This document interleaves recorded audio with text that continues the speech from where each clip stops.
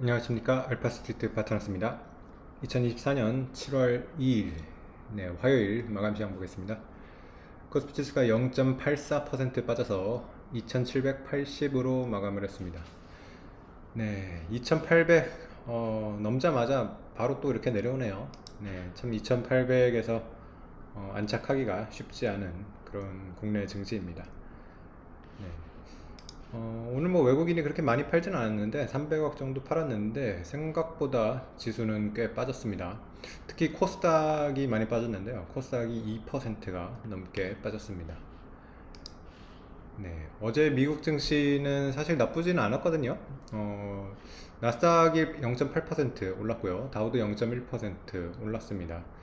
네, 뭐 나쁘지 않았는데 참 우리 증시만 이렇게 좀 혼자서 빠진 것 같아가지고 좀 안타깝네요. 네. 어제 미국 증시 보시면 근데 뭐 러셀 쪽은 많이 빠지긴 했습니다. 미국 중소형주들이 이렇게 많이 빠졌어요.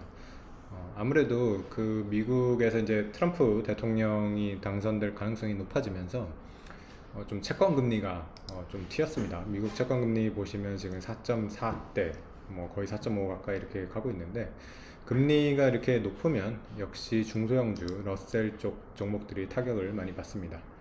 네. 반면에 빅테크들이 이제 선방을 했는데요.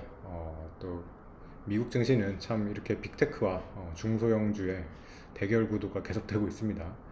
이렇게 계속 보면 좀 반대로 움직여요. 이렇게 작은 종목들이랑 빅테크가. 네.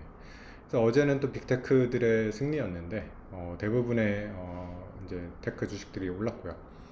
특히 테슬라가 상당히 눈에 띄었습니다. 테슬라가 6%가 오르면서 200불을 훌쩍 넘었고요. 200불 회복한 것도 상당히 의미가 있는 것 같습니다. 테슬라는 근데 워낙 뭐 사상 최고치에 비해서는 많이 떨어져 있는 상태고요. 사상 최고치는 400불이 넘었었죠. 그래서 반토막 이상이 났었는데 이제는 또 절반 정도 위로 다시 올라왔습니다.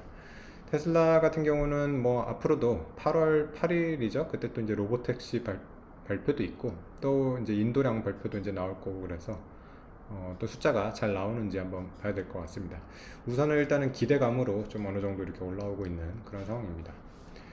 그리고 또 어제 보면 마이크로소프트, 애플도 좋았어요. 마이크로소프트 2%, 애플이 거의 3% 가까이 올랐고요. 아마존이 2%, 그리고 브로드컴도 2%대 이렇게 올랐습니다. 엔비디아도 공방이 치열했는데 결국에는 플러스 마감을 했습니다. 0.6% 이렇게 올라왔습니다. 그래서 뭐 빅테크들 대체적으로 좋았고요.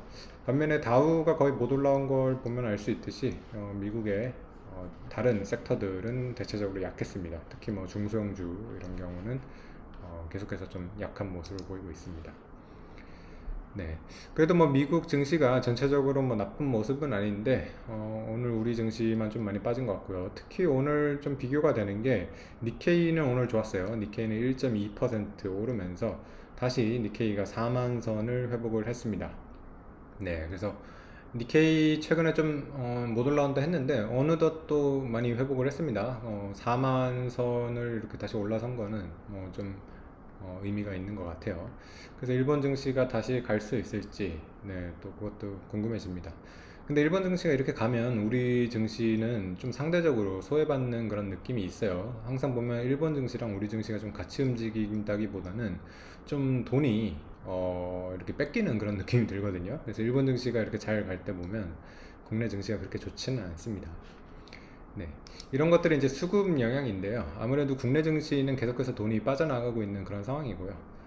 특히 요번에 보면 이제 코스닥 이렇게 많이 빠지는 이유가 지금 금투세 영향을 받고 있는 것 같아요. 그래서 내년에 이제 금투세가 시행이 거의 뭐 될 것 같죠. 지금 폐지가 이번 정부의 뭐 공약이긴 한데 지금 이거 폐지되기가 쉽지가 않은 것 같습니다. 그래서 어쨌든 뭐 시행될 가능성이 꽤 있기 때문에 뭐 투자자들 같은 경우는 이렇게 불확실한 경우에는 돈을 빼겠죠. 뭐 지금 금투세가 뭐 폐지가 될지 안 될지 정확하게 모르기 때문에 우선은 일단은 뭐 돈을 빼자 뭐 이런 식으로 가고 있는 것 같습니다. 그러면서 확실히 우리나라 중소형주는 더 약한 그런 모습을 보여주고 있고요. 특히 개인 잔금이 많은 코스닥 같은 경우는 더 이렇게 타격을 많이 받고 있는 것 같습니다. 코스피 같은 경우는 뭐 특히 대형주 같은 경우는 개인들이 별로 갖고 있지를 않아요. 특히 뭐 삼성전자, SK하이닉스, 뭐 현대차 이런 종목들 같은 경우는 거의 뭐 개인들이 별로 안 갖고 있어가지고 외국인과 대주주들만 갖고 있는 그런 조식 종목이다 보니까 그렇게 큰 영향을 받고 있는 것 같지는 않습니다. 삼성전자 지분만 봐도 보면 네, 일단 뭐 최대주주 쪽이 20% 이렇게 갖고 있고요. 그리고 국민연금도 7.6% 이렇게 갖고 있다 보니까 둘이 합치면 거의 뭐 28% 정도 되죠.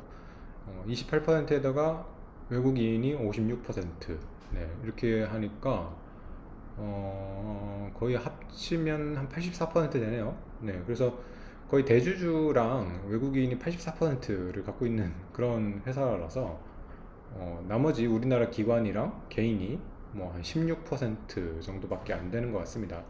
네, 그만큼 이미 국내 주식들, 특히 대형주들은 이런 지금 지분 구조를 가진 데가 많거든요. 네, 그래서 어, 네, 이제는 국내 개인 투자들은 계속해서 떠나고 있는 그런 모습이 보이고 있습니다.